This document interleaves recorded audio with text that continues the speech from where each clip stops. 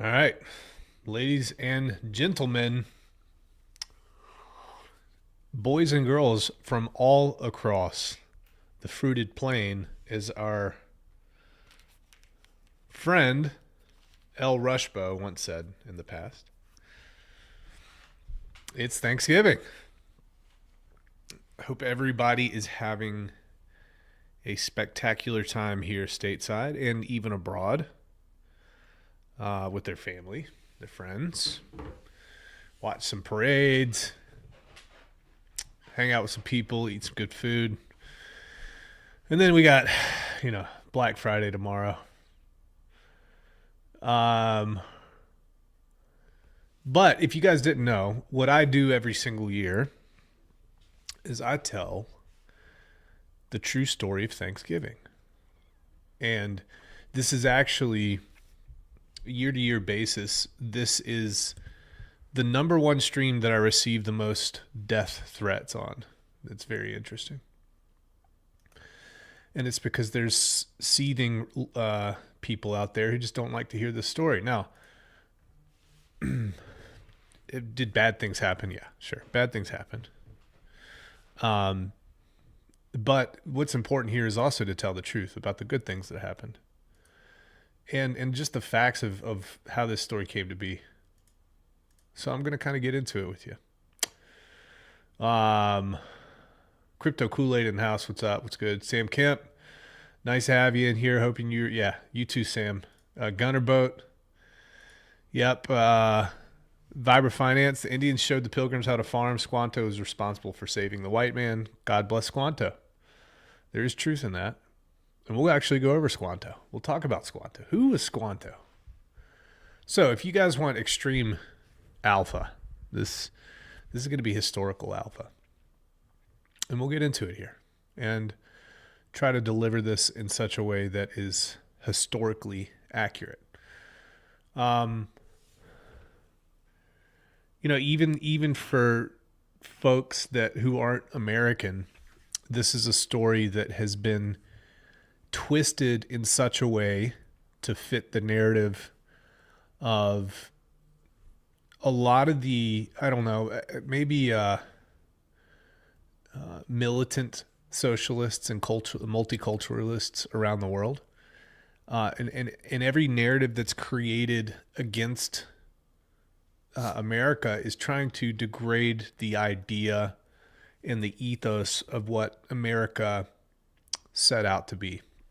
Is America perfect? Hell no. America's not perfect. Do we have systems in place? Do we have cool things that are in place that are actually not in place in many other places around the world to be able to self-correct and self-heal and right those wrongs? Yeah, absolutely. So I want to also let you guys know these are not my words. These are the words of someone who I hold very responsible for educating me in truth throughout the entirety of my upbringing, my adolescence. And I'll share the name of this person in the description. The reason that I'm not actually sharing the video from this person is because YouTube will shut me down. So this is kind of a tradition. Keep the story alive here. And as long as I have a social media presence, every single year on Thanksgiving, you will hear the same thing from me in perpetuity. So the story of the Pilgrims, and actually, let me get my chalice ready. Got my Diet Coke. Got my chalice. Cheers. The story of the Pilgrims begins in the early part of the 17th century. The Church of England under King James was persecuting anyone and everyone who did not recognize the church's absolute civil and spiritual authority. Actually, the state, essentially. Those who challenged the ecclesiastical authority and those who believed strongly in freedom of worship were hunted down. This is in England in the 1600s, folks. This is the 1600s. Ask yourself if you've ever even heard that part of this story. Did you understand what was happening in England in the 1600s?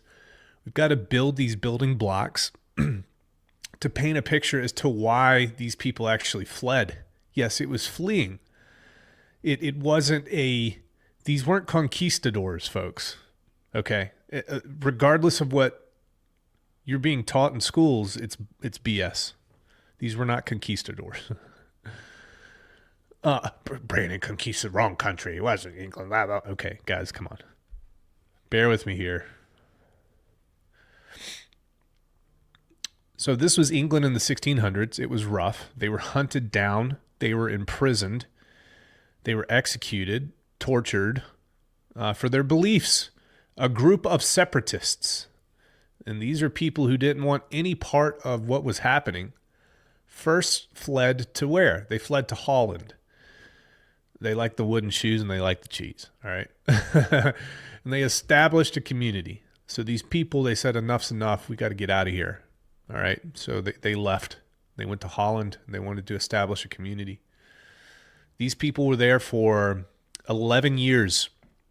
After 11 years, about 40 of these separatists who liked wooden shoes and cheese agreed to make a perilous journey to the New World that they had heard about, some new exciting place that hadn't been developed. They knew they would face hardships like you and I, frankly, don't know, and most of us in the audience will never taste the hardships that they had to deal with. And, quite frankly, I'm not preaching to you here. It's just that it was a completely different world back then, folks. In every stretch of the imagination, a completely different world. Let me take a little sip here.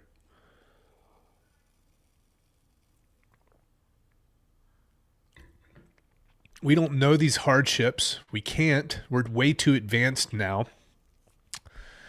People who lived in the 1600s would not believe the life that you and I are enjoying right this very second. Just think about the room that you're sitting in, okay? Look at the drywall around you, the air conditioning. It's probably freezing cold outside, right? The amenities. I've got a cold drink in front of me that I only had to walk a total of like 20 feet to get. Insane. Okay, so people just have no idea how bad it was. They wouldn't believe what was available to us these days. Try to explain flight to these people from the 1600s. Try to explain jet travel. They wouldn't understand it.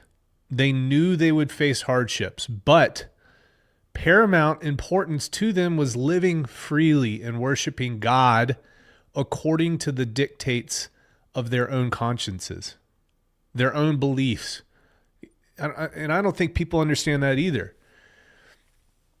Have you, in modern times, people maybe in the States or in the Western world, and certainly this might be different other places, but have you ever been forced to choose something based on your beliefs that could literally kill you? The answer is no. Most of you not. Most of you not. Well, these people were willing to flee. They were willing to flee to find a place where they would have all the decisions over their lives and they would not be persecuted for their beliefs, for worshiping God the way that they want to worship God. That's where they were denied the freedom to do in England. On August 1st, 1620, the Mayflower set sail. It carried a total of 102 passengers, including 40 of these separatists, which were the Pilgrims. You guys know the Pilgrims, right? So this is where it starts to get cloudy. And that's because if you listen to the official narrative in public schools that has been shoved down children's throats for a long time, this is where they start to paint the picture of a horrible, abusive, oppressive, disgusting, unfair, unjust America. And this is probably also the place where some people who are listening to this stream right now are going to start getting their blood pressure up. But it is what it is, folks. They carried a total of 102 passengers, including 40 of the separatists, which are the Pilgrims. There was just 40 of these. Okay, 40 of these folks. They were led by William Bradford on the journey across the Atlantic Ocean. You want to talk about something that had to be frightening and scary. Guys, I have traversed the Atlantic Ocean many times myself on boat. Really big boat, really safe boat nonetheless. But I've been across from Norfolk, Virginia to Rota, Spain, Puerto de Santa Maria, right up through the Straits of Gibraltar back into the Mediterranean. And guys, it's wild on the open ocean. I don't think people understand. The sheer power and the sheer you're just so humbled being out there. And I can't imagine being on a ship, a 50-foot boat in the middle of the Atlantic Ocean with no motor power. Insanity. Wooden ship. Okay, crazy. So, frightening and scary, absolutely. Let's talk about the Mayflower boat. The Mayflower was not much bigger than a 50-foot boat and 102 people on it. So think about a tractor trailer, the length of a tractor trailer. Tractor trailers are between, 51 and 53 feet, I believe. Think about that and think about 100 people packed on board. That's not a huge space for 102 people. Okay. On the journey, Bradford set up an agreement, a contract, if you will, that established just and equal laws for all 40 members of the Pilgrim community, irrespective of their religious beliefs. It did not matter what their religious beliefs were. These are the laws that they were agreeing to live by. Where did these revolutionary ideas, where did these laws actually come from? We're talking about the Mayflower Compact. That is what Bradford wrote. The Mayflower Compact derived from what? The Bible. Again, they want to do their best to try to strip away any sort of religious inkling to tie to the idea of America in the beginning. They want to make you believe that all the founders of America were atheistic or agnostic, or they didn't care about religion. United States was not founded on religion. It absolutely 100% was, guys. Think about even the Constitution of the United States. Freedom of religion. That's huge. There's a reason for that. Okay. The Mayflower Compact was derived from the Bible. The Pilgrims were a people completely steeped in the lessons of the Old and the New Testament.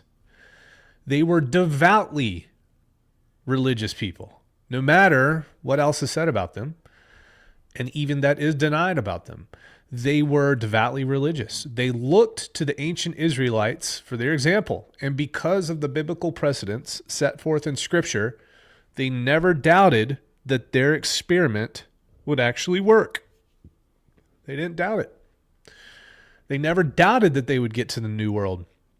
They never doubted that once they got there, they would thrive. The journey was long. The journey was absolutely, unequivocally arduous, and it was extremely dangerous. And they set off. And when they finally landed, when the Pilgrims finally landed in New England in November, according to William Bradford's detailed journal, they found a cold, barren, desolate wilderness. Imagine New England, folks, as it exists today. You know, you hit the shoreline, nothing but rocks, nothing but forest, undeveloped nature in November, nonetheless, and getting colder. A cold, barren, desolate wilderness. I think of those shows on Netflix like Alone and those the survival shows. And that's kind of what pops into my mind. Just cold, desolate, unforgiving. There were no friends there to greet them. There was no shelter of any kind other than hiding under a tree. There was nothing. It was desolate. There were no hotels. There were no inns. There was no Airbnb. There's no places to clean up. Okay? None of that stuff. Let me check chat here real quick.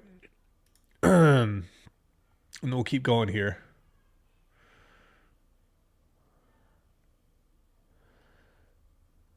Cool. Checking everything. Yeah. Awesome. All right, we're going to keep going. 138 people here. We're going to keep chatting about this. So there's nothing there, guys. Cold, desolate, horrible, no places to clean up, no houses. Ladies and gentlemen, this is the definition of real hardship. Imagine just being dropped off somewhere and the helicopter leaving behind you. They say good luck. And you've got just basic supplies. And you've got manpower and you've got the people around you, and that's it. This was real hardship, and the sacrifice that they had made for the freedom to worship was just the beginning. It was just the beginning of the story, folks. During that first winter, how many people died?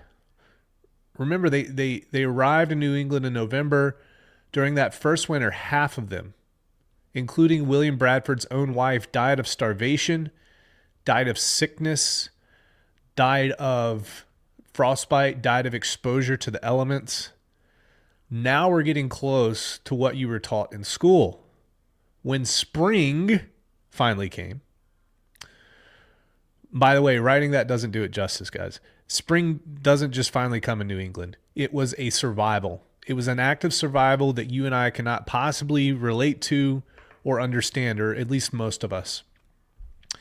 I'd say armed forces, special forces can, because they're trained to survive in that sort of environment. Military people who've been trained can understand what situations that the Pilgrims are in, but most everybody else can't. Most everybody else has not done anything like that first winter in the New World, in New England, cold, barren, desolate, no Airbnbs. So here's the thing. They survived it. Half of them died, which is insane. They did finally meet the Indians, the Native Americans who were there, who did help them in planting corn, who did help them in fishing for cod. They showed them where the beavers were so the beavers could be skinned for coats and other things like that. And sorry, you animal rights people, you're not going to like some of the story, but it happened. It's the truth. But even with this degree of assistance from the Indians, the Native Americans, there wasn't any prosperity yet. They had the Mayflower Compact. They had these laws that they were living by, but there was no prosperity. They were just surviving, okay? And it makes you wonder why. Now, this is important to understand here, folks, because this is where modern American history lessons end, with the Indians teaching the Pilgrims how to eat, how to fish, how to skin beavers, and all that. And that's where it ends. That's it. Now, that's a feel-good story, but that doesn't come close to even the true story. Thanksgiving is actually explained in some textbooks as a holiday for which the Pilgrims gave thanks to the Indians for saving their lives. It wasn't that. That did happen, but Thanksgiving was a devout expression of gratitude, the Pilgrims, to God for their survival and everything that was a part of it. Now, here's the part that's been omitted. The original contract the Pilgrims entered into in Holland, they had sponsors. These folks didn't have enough money to do this trip on their own. They had sponsors. And these merchant sponsors demanded that everything that the Pilgrims produced in the New World would go into a common store, a single bank, if you will, and that each member of the Pilgrim community was entitled to one share of that common store. Entitled to one share. So everybody had an equal share of whatever was in that bank. All the land that they cleared, all the houses they built belonged to that bank. It belonged to the community. They were going to distribute it all equally because they were going to be fair. So all of the land that they cleared and all the houses they built belonged to everybody. It belonged to the community. This was socialism before they knew what socialism is. Okay? It's a good idea in theory. Okay? It makes sense in theory. At the surface level, right? Nobody owned anything. They just had an equal share in one thing. It was a commune. Pilgrims established a commune, essentially. The forerunner of the communes we saw in the 60s and 70s out in California. That's right, the Pilgrims. Can you imagine that? They even had their own vegetables, by the way. Yep. Pilgrims, forerunners of organic vegetables, ladies and gentlemen. You heard it here first. Of course, what else could there be? No such thing processed anything back then. So, William Bradford, who at this point had become the governor of the colony because he was the leader, recognized that this was not going to work. Now, why wouldn't that work? Why would that not work, ladies and gentlemen? And there's this pesky little thing that always pops up when you're talking about utopia. And that's not everybody pulls the same weight. And maybe it's for lack of skill, and then maybe it's just for lack of motivation. Maybe it's pure laziness. So what you have happen here is you have a small number of people who are producing everything for the rest of the group, a small percentage producing for the rest of the group. And the rest of the group is just kind of sliding by, all right? And just waiting on these other people to do the work for them. William Bradford saw this. This was costly and destructive, and it wasn't working. It was collectivism. It was a form of socialism. It wasn't working. It's human behavior here, folks. That first winter had taken a whole lot of lives. The manpower was greatly reduced. That's also the issue. So William Bradford decided to take bold action. The Mayflower Compact was not working. Giving everybody a single share of stock in the common store and the common bank was not working. Collectivism.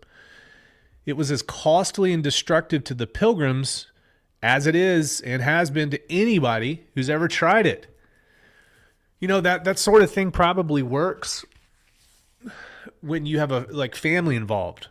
But then you get outside of the nuclear family, the family unit, and you have to have other families that kind of work together. That's where efficiency kind of dwindles because people don't care as much. So Bradford decided to scrub it. He threw it out and he took bold action. He assigned a plot of land to each family. Nobody has ever taught this. Every family was given a plot of land. They could work it. They could manage it however they wanted to. If they just wanted to sit on it, get fat, dumb, and happy and lazy, they could do it. But it was theirs to do with it how they wanted. If they wanted to develop it, if they wanted to grow corn, whatever they wanted, they could. If they wanted to turn it into a business of sorts, they could do whatever they wanted with it. All right? He turned loose the power of the capitalist marketplace. Well, how? We'll get into that.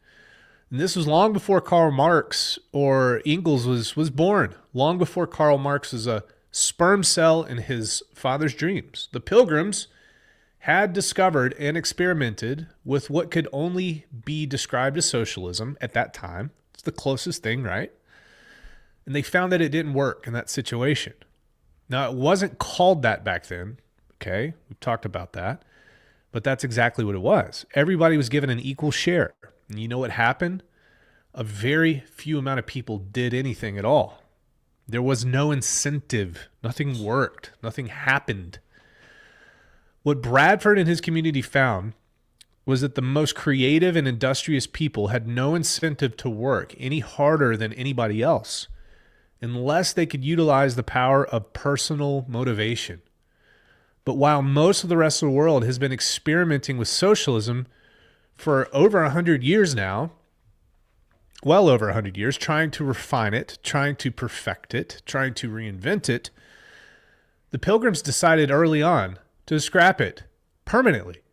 What Bradford wrote about his social experiment should be in every school child's history lesson. If it were, we might prevent much needless suffering. If the true story of Thanksgiving, ladies and gentlemen, had been taught for years and years and years and years, maybe the suffering, for example, in the 21st century, in the 20th century, wouldn't have happened.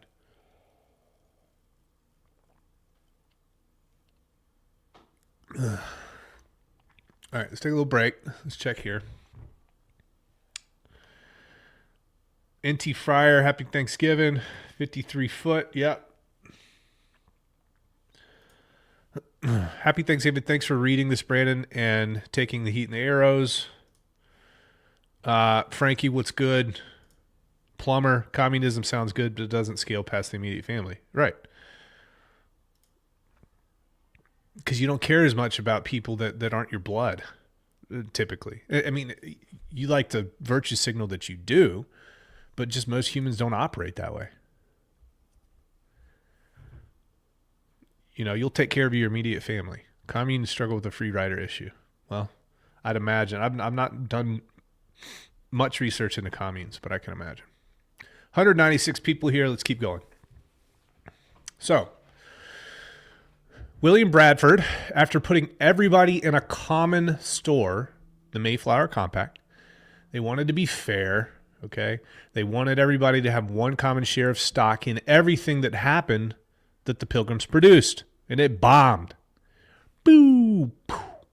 It didn't work. There was no prosperity. There was no creativity because there was no incentive. Here's what Bradford actually wrote from his diary about the failure.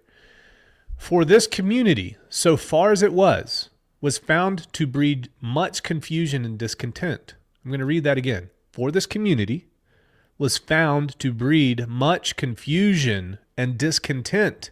They were not happy. This community was found to breed much confusion and discontent and retard much employment that would have been to their benefit and comfort.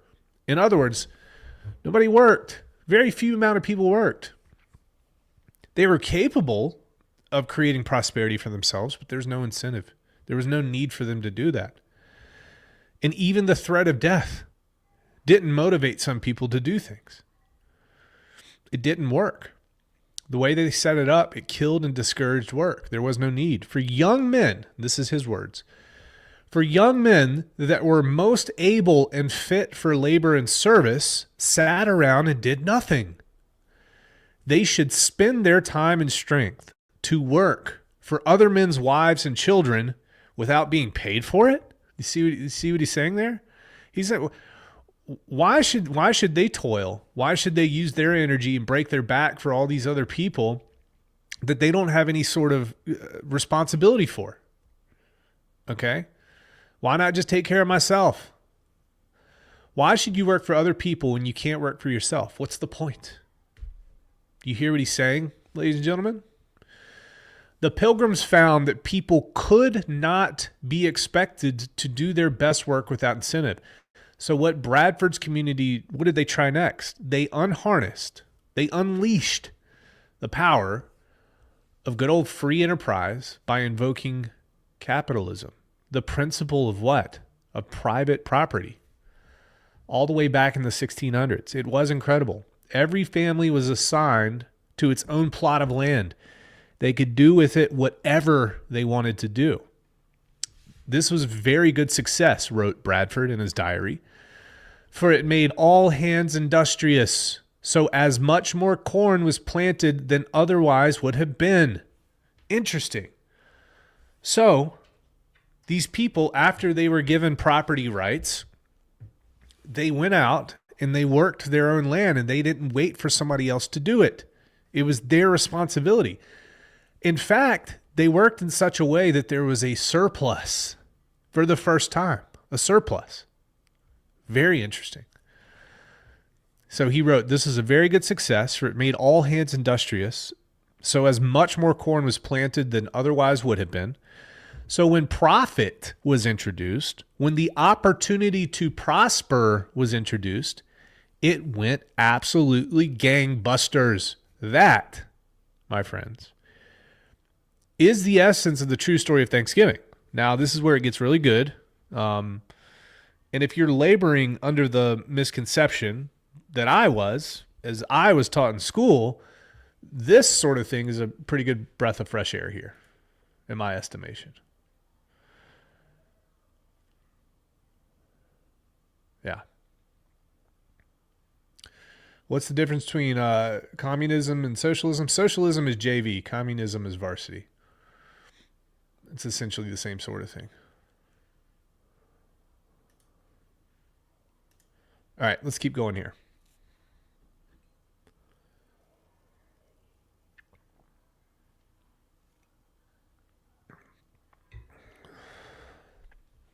So they've got the surplus. They're creating the surplus. Everybody's happy. They tried one way. It failed horribly. People were dying off, just bad. And now they were given property rights. They were given incentive. Okay. And now they're producing surplus. So what did they do? What do you do with the surplus? Well, that's what's interesting. Remember how they had set up a common store, right? And everything was equally owned. But here's what's interesting. This is a different way to do trade. They set up trading posts. They exchanged goods with the Indians and themselves after they had enjoyed all this prosperity. It was not the Indians that brought them to prosperity. You guys hear that? Now, it's extremely important to point this out. It is undeniable that the Indians assisted these people in their arrival. Undeniable that that happened. But what led to prosperity for these original settlers was the common store failed. Socialism didn't work.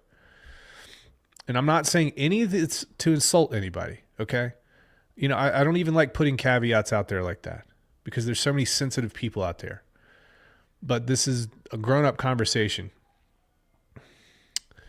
It's when they introduced what turns out to be capitalism. They didn't have a name for it back then.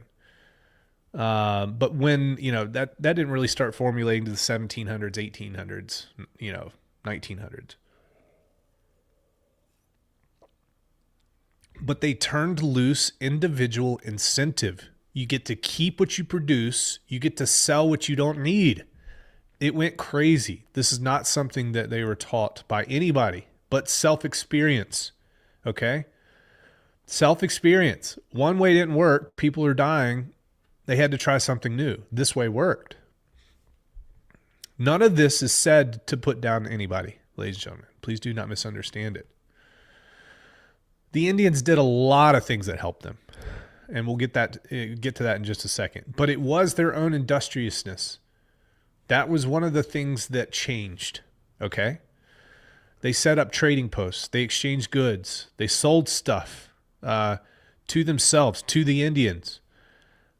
Those profits allowed them to actually pay off their debts to merchants, their sponsors in London, their sponsors in Holland, if you guys remember.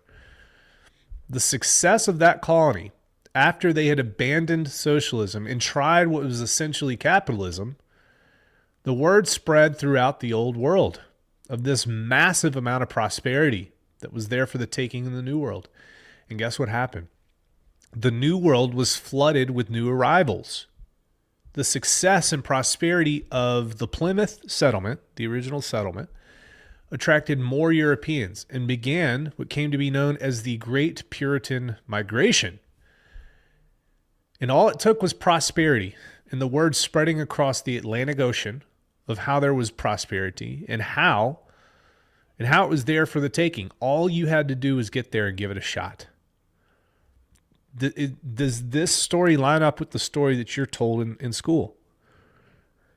How come all this information is left out? Why? Well, there's pretty significant reasons as to why. They have to erase the true origins of this country because they don't like this country, and we know that.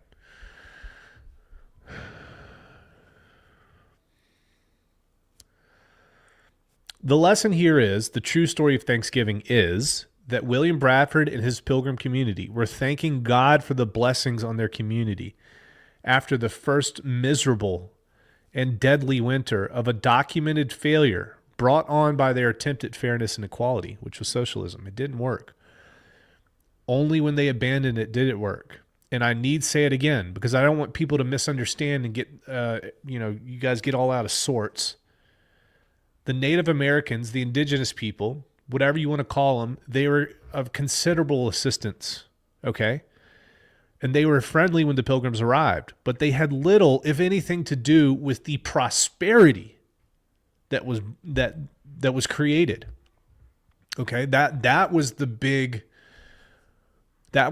change. That was the big breakthrough. Because that was the result of Bradford and the Pilgrims' leadership, deciding to change their structure, the Mayflower Compact, the Indians did assist naturally. We can't deny it. They taught them how to fish. They taught them how to trap.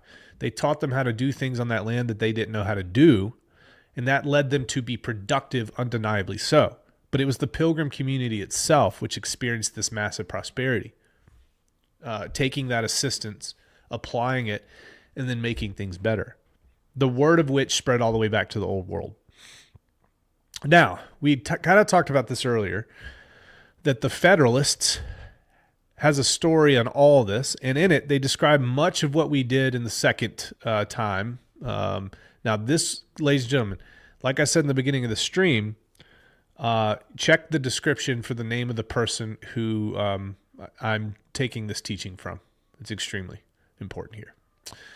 We're gonna go into a little bit more detail about some other things that popped up. During the winter of 1620, only 44 out of the original 102 Pilgrims survived, including their first elected governor of the colony, John Carver. And it was an Indian named Squanto that came to their rescue. Squanto was no ordinary native. Early settlers in 1610 had captured him and sold him into slavery. A group of Catholic friars freed him and brought him to England, where he learned to speak English. In 1618, serving as an interpreter on an English ship, he was brought back to the New World. It was Squanto, who is a famous Native American in his own right in the Pilgrim story. It was Squanto who taught the Pilgrims how to plant. It was Squanto that taught the Pilgrims how to fish. It was Squanto that taught them how to skin beavers. It was Squanto who brokered a peace treaty between the Pilgrims and the other Indian tribes. Multiple tribes, ladies and gentlemen, not just one tribe, okay? That's another huge misconception. Nations and nations and tribes of different cultures, of different ideas about things. It wasn't copacetic. That's what people want you to think. You go to the school system and it's just like one giant happy-go-lucky society of Native Americans, but that's not how that was. They weren't necessarily friendly and at one with nature. It wasn't anything like what you're taught in school. And all it takes is to read a couple books.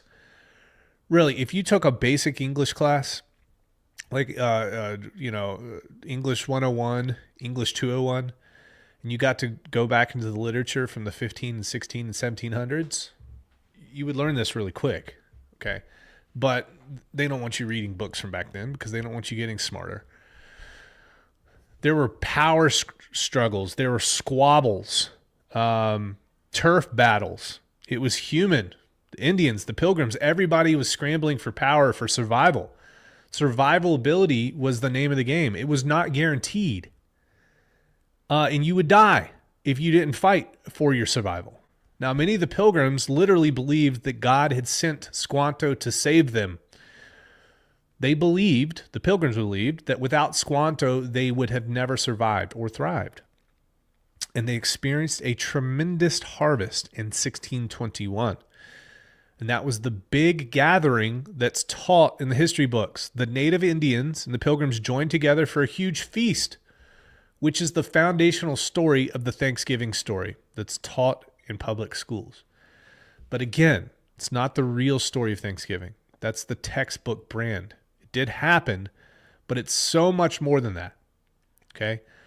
I love taking the opportunity every year to explain the truth of, especially now given, the elections here, and people are a little bit more open to hearing different ideas now, because I guess they're in some ways forced to.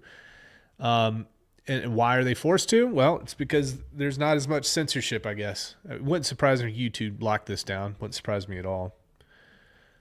One of the most important legacies of the early settlers is they experimented with socialism in the 1620s, and it didn't work.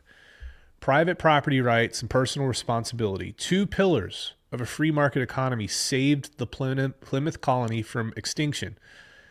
And that laid the economic foundation for a free and prosperous nation through many, many generations and many, many different iterations down the road here we are. It's incredible. Don't let people steal that from you. Don't let people shame you. Don't let people fill you with guilt. Are we perfect? No. Have we been able to right the ship in many different ways? Yes, absolutely. Shame and guilt is always a method of control that is impressed upon you by people who do not like you. They are only concerned with preserving their own power. And that's not the way to go here.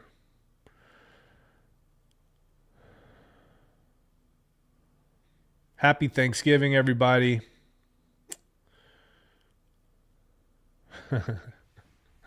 Ladies and gentlemen, I'm going to leave you to it. That is the real story of Thanksgiving. This is a tradition. And if you have any questions, comment below. Death threats, just send them to my email. I'll say hello. Everybody, ladies and gentlemen, happy Thanksgiving. Take it easy.